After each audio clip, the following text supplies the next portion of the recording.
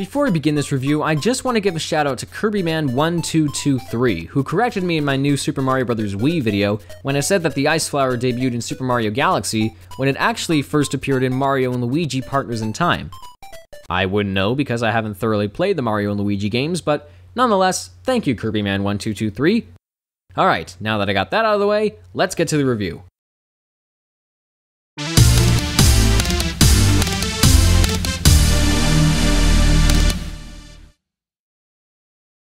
Haldo! Welcome back, everybody! So, after my rehabilitation inflicted by Super Mario Sunshine, it's time for me to just kick back, relax, and play some Super Mario Galaxy. Let me tell you, I got a lot of viewers telling me they were really looking forward to hearing what I think about this game, and trust me, I'm more excited to finally get to play this game myself. I've been looking forward to this throughout the entire marathon. Super Mario Galaxy also holds a very special place in my heart, because this was the first 3D Mario game I ever owned. I don't remember if it was the first one I played. Maybe I played Super Mario 64 at my cousin's house before getting Galaxy, but I don't exactly know. I do remember back in 2009 when I got this game as a birthday present. I unwrapped it, I laid my eyes on that dazzling cover picture of Mario flying through space with some chubby little star thing, and when I opened the box, there it was. That gorgeous game disc for Super Smash Bros. Brawl, which I already owned. I guess the people at GameStop were having a pretty stressful week. It was a bit odd, but then again, how could you possibly make a mistake like that? Fortunately, we traded in the disc, and that's when I finally got to play Super Mario Galaxy, which was meant to be a launch title for the Wii, but because Shigeru Miyamoto felt that he and his team needed more time, it was pushed back a year to November 12th, 2007. Back when it first came out, the amount of critical acclaim Super Mario Galaxy received was practically inescapable. It was given perfect scores left and right and was even awarded the honor of being the best game of the year. But after nearly a decade, yeah, I can't believe it either, is Super Mario Galaxy still worthy of receiving such honors? You bet it is, but let's take a deeper look. Immediately at the start of the game, we're given a rather heavily detailed story. Wait, is that Toadette? Never mind. Once every 100 years, a comet appears over the skies of the Mushroom Kingdom. To celebrate, the people hold a giant festival where they gather star bits that fall from the sky and form them together to create a giant power star. Princess Peach invites Mario to join her at the castle that night to watch the stars rain down and to give him something. I don't know what it is she wants to give him, but I can assure you it's definitely not a cake. When Mario arrives in the Mushroom Town Square, or whatever this place is called, everything seems relatively peaceful until Bowser violently crashes the party in what's actually a pretty intense and kind of epic cutscene.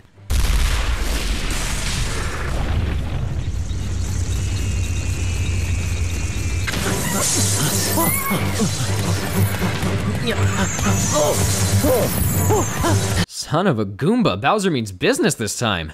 Clearly just kidnapping the princess isn't enough for him now, so Bowser decides to take the princess and her castle. But rather than use his own castle to lift it into the air like in the original Paper Mario, Bowser decides to use flying saucers and take the castle into the regions of space, where he plans to make it the heart of his own galaxy. This cutscene also gives birth to an audio clip of Princess Peach that would consistently be reused in future Mario games to come.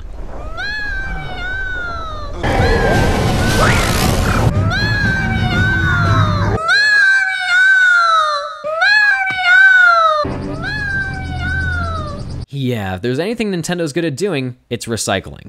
Anyway, Mario tries to give chase, but a Magikoopa that I'm going to assume is Kamek blasts Mario off course and sends him flying through the empty void of space.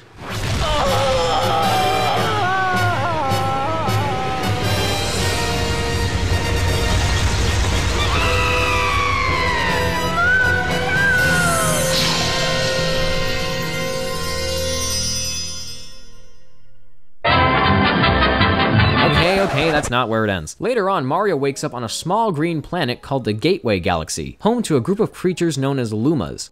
After a predictably easy game of hide and seek, the Lumas take Mario to their mother, Rosalina. She reveals that the comet that flies over the Mushroom Kingdom once every 100 years is actually her and the Lumas' home, the Comet Observatory. But it hasn't been able to fly because Bowser stole its main source of power, the Power Stars, to essentially take over the universe. Now it's up to Mario to retrieve the stolen Power Stars, as well as the much bigger and more powerful Grand Stars, to get the Comet Observatory up and running again, rescue Princess Peach, defeat Bowser, and save the universe. Man, that sure is a lot of detail. And I know I've spent a significantly longer time summarizing the plot than any other Mario game at this point, but trust me, it's not as convoluted as you may think. Because even though there's a lot more going on in this game than in other Mario games, the basic premise is practically unchanged. Except now we're in space! And we also have one of the most fleshed out characters in the entire Mario series, the Space Queen herself, Rosalina.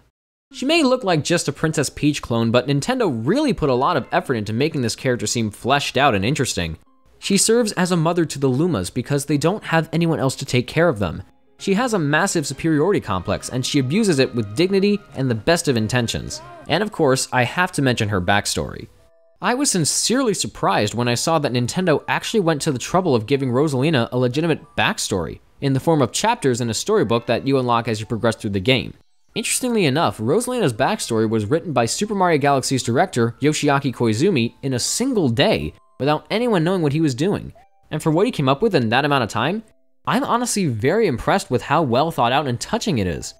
And admittedly, it is one of the few things in video games that actually get me a bit teary-eyed. Shut up, men have feelings too! You know, I never thought I'd say this about a Mario game that isn't Thousand Year Door, but in general, Super Mario Galaxy actually has a really good story.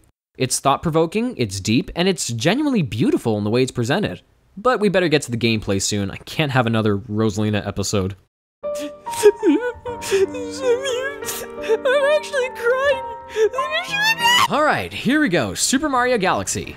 It's essentially an update on the formula established in Super Mario 64. You can collect Power Stars to unlock new areas in the hub world, bosses to fight with an occasional encounter with minions of Bowser, or even Bowser himself, etc, etc, etc. And thankfully, Galaxy manages to do away with the problems I had with Super Mario Sunshine.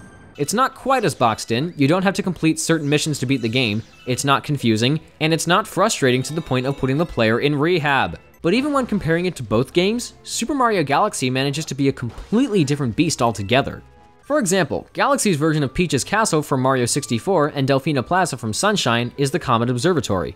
It's largely made up of 6 main areas, which are represented as domes: the terrace, the fountain, the kitchen, the bedroom, the engine room, and the garden. Every time you collect a Grand Star, which you collect after beating certain bosses, a new area of the observatory is unlocked. I gotta say, this beats Peach's Castle and Delfina Plaza by a long shot. Sure, it's not as big, but the way each area lights up the farther you get in the game really makes the Comet Observatory feel alive and more than just an overly decorated spaceship thing. Each dome has worlds to clear that contain Power Stars to collect, these worlds being called galaxies. The methods you'll need to follow when it comes to clearing courses is actually a bit more linear than Super Mario 64, but it's not as confined as Super Mario Sunshine. You're still given the option to complete courses in whatever order you want, unless you have enough Power Stars to unlock certain galaxies in each dome, but you're rarely ever given the option to collect certain Power Stars in other missions. While I admit it still kind of ignores the open-endedness that Mario 64 had, I don't really have a problem with this setup. Nintendo wanted to streamline something for the sake of giving players a fun, action-packed experience, and the way they did it here is just fine. If anything, it kind of makes Galaxy more fun to play than Mario 64. Mario's pretty much back to how he played 2 games prior, and he's got a lot of his old moves back, like the backward somersault and the long jump, which I missed very much and I'm glad that it's back. Though Mario still can't punch and kick like in Mario 64, and the dive maneuver from Super Mario Sunshine is gone. I do sort of miss the punching, as it made killing enemies a lot more satisfying, but none of that matters now, because Mario's packed with a completely new move altogether: the spin. This is one of the single greatest moves Mario has ever had.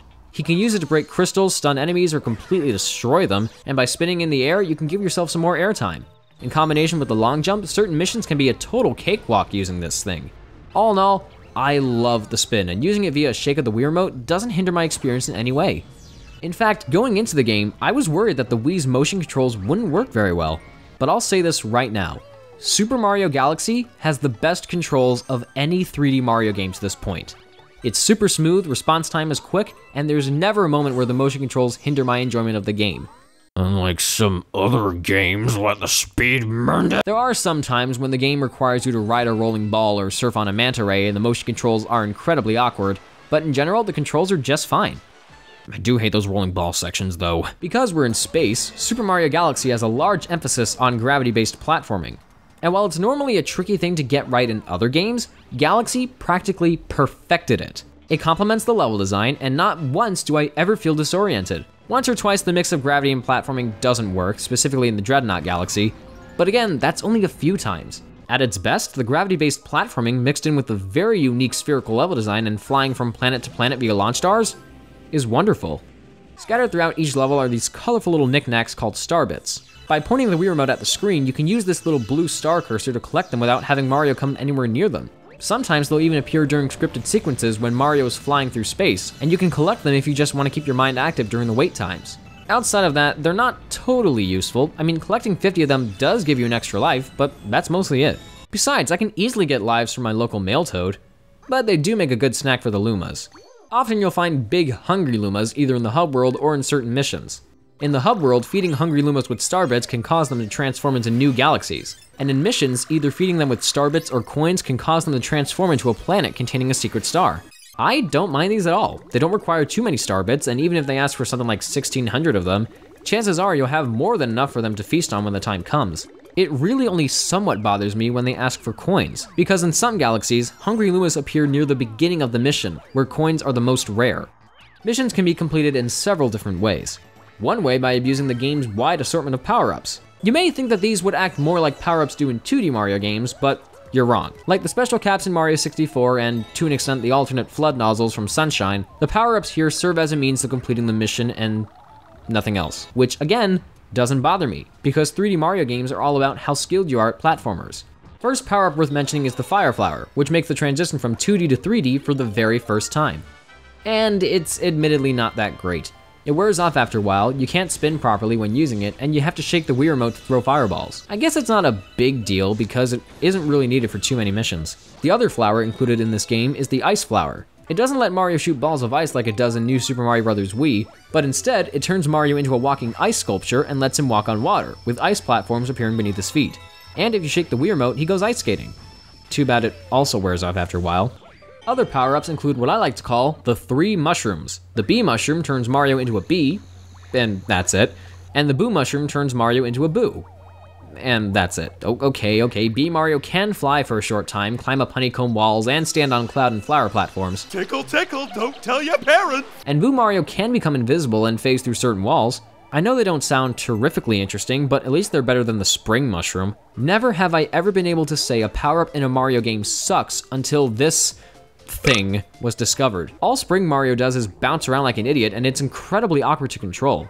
Last one I guess that's worth mentioning is the Rainbow Star. Like the Starman in the 2D games, yes, I still call it the Starman, Superstar just sounds stupid! The Rainbow Star can make Mario invincible for a short time. But this time around, kids are more likely to get seizures from looking at him as he flashes many different colors.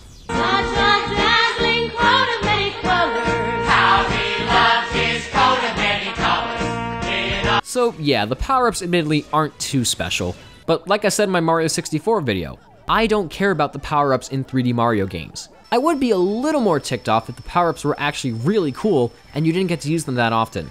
Case in point, the Red Star. You know what it does? It lets Mario fly. This runs circles around the wing cap from Mario 64. It controls better for one thing. But you wanna know something? It's only needed for one mission in the entire game, and you could use it in the hub world, but not anywhere else. I can't even begin to talk about how disappointing that is. It's like going to a restaurant and having a really great meal, but then you get to the dessert, and once you finish it, you can't ever have it again. Perfect analogy. Another way you can collect power stars is by defeating bosses. Thankfully, the emphasis on boss battles isn't nearly as bad as Sunshine, but that doesn't mean Galaxy isn't guilty of reusing certain bosses for other missions either. And I'm not just talking about Dino Piranha and Fiery Dino Piranha. Yeah, they set him on fire, so different. No, my biggest example is with King Caliente. You fight him in the Good Egg Galaxy and everything's all good, but then Bowser Jr. decides to make you fight him again for absolutely no reason. Oh yeah, good idea, make me fight him again. Not like he was already so easy. Sometimes certain galaxies will have comets flying near them. These are called prankster comets. When a galaxy comes in contact with a prankster comet, you'll have to play an altered version of a specific mission within that course. Sometimes you'll be required to complete a mission under a certain time limit, or defeat a boss without taking any damage, or avoid faster moving foes that don't serve that much more of a threat in my opinion, or even race a cosmic version of yourself that totally doesn't remind me of Shadow Mario at all. After you beat the game, another prankster comet appears called the Purple Comet. When the Purple Comet appears over a galaxy, you'll have to collect 100 purple coins within that course. Alright, calm down. Yes, I am a little bit annoyed that Nintendo decided to use the 100 coin star concept once again. Oh, my favorite! However, the purple coin star missions actually aren't that bad. It can be tedious, yeah, but the game makes the objective of collecting purple coins far less strenuous and much simpler. because the purple coins are positioned in a way that makes them very easy to spot and far less scarce. So basically, while I still don't like the whole get 100 coins to get the star thing, I'm at least glad with how they simplified it for this game. Sometimes power stars can even be found in different colors, specifically red and green. There's only one red power star in the whole game, and you can collect it by beating the purple coin mission in the Gateway Galaxy. As for the green power stars, there's only 3 of them, and collecting them all unlocks the entrance to the Planet of Trials. Here you can access the 3 hardest galaxies in the whole game. But after playing them again, I didn't really have that much trouble at all. I beat the Bubble Blast Galaxy my first try, while it only took me 3 tries to complete the Rolling Gizmo and Loop-de-Swoop galaxies. What? Oh, come on, I got to the goal! Now I gotta do it again and beat my record? I gotta stop being so careless. Like previously, the total amount of power stars to collect in this game is 120. But since this is a 3D Mario game, I'm sure the reward for getting all the stars isn't gonna be that great. Wait, is that Luigi? So, you're telling me that now I get to play as Luigi? This is the single greatest thing ever in the history of things. Finally, Nintendo gives me a legitimate reward for completing a game 100%. After rescuing him in the Ghostly Galaxy, Luigi will sometimes help you retrieve power stars. More often than not, he'll need to be rescued again, and he'll reward you with the star he finds. How he manages to find them, I don't really know, but hey, brother's gotta help a brother out, you know? Forget I said that. Once you collect all the power stars as Mario, you get to play the entire game again as Luigi. I know you're basically just playing the exact same game all over again with a different character, but you know what? This is awesome. Luigi is so much more fun to play as than Mario. He can do everything Luigi is known for. Run faster, jump higher, all that good stuff. There's also something funny about seeing 2 Luigis interacting with each other on screen at the same time. If you ask me, a reward like this is so much better than a sparkly triple jump or a stupid postcard. Yes, I know I keep harping on Sunshine, but I can't help it, I just don't like that game at all. But what happens when you get all the power stars as Luigi, you ask? Well, you finally get to go to the Star Festival. Yeah, the very last level in the game, the Grand Finale Galaxy, is basically the beginning of the game without the Bowser attacks. You collect another 100 purple coins to make 1 more power star appear, or you can just run around and enjoy the beautiful scenery. Not a mind-blowing reward, but not terribly disappointing either. Speaking of scenery, this game looks absolutely breathtaking. The colors are gorgeous, the character models are so tightly polished, and never is there any sort of graphical hiccup. The frame rate is consistent and the visuals perfectly capture the magic and wonder of outer space. Bottom line, Super Mario Galaxy looks fantastic. I find it almost unreal for games on the Wii to look this good. Now how about the music? Oh boy. Never have I heard a soundtrack so wonderful in all my years of gaming. Except Super Mario World, of course. With a game this big must come a score that's just as big, if not bigger. And Super Mario Galaxy does not disappoint in that regard. Every single piece of music in this game is brilliant. The Comet Observatory's theme, Good Egg Galaxy's theme, Gusty Garden's theme, Ghostly Galaxy's theme, they're all just so great. I'm running out of words to describe how amazing everything about this game is. I can't think of anything else. Because I'm actually at a loss for words, I'm just gonna wrap things up. So, overall, what's my verdict on Super Mario Galaxy? Well, I think it's pretty obvious at this point, but to put it simply, this game is absolutely phenomenal. Have you ever played a game that was just so good you could cry? This might sound lame, but Super Mario Galaxy is one of those games for me. I love this game so much that while recording footage of it for this video, I couldn't put the controller down except for food and bathroom breaks. Everything about this game just blew me away. The tight controls, the creative level design, the luscious visuals, and that outstanding soundtrack. I can't think of any better words to describe how great this game is.